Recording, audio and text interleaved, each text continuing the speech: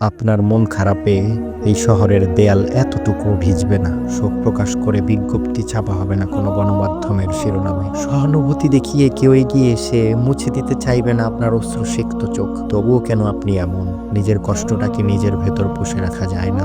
কেন বারবার প্রয়োজন হয় দ্বিতীয় কারো? আপনার নীরবতায় কোলাহল থামবে না, এক মুহূর্তের জন্যও থামবে না কথিত প্রিয়জনদের ব্যস্ততার সমারোহ। চায়ের দোকানের বেজে চলা অবিরাম গান কিংবা হাইওয়ে হয়ে বয়ে চলা গাড়ির হর্ন কিছুই থামবে না।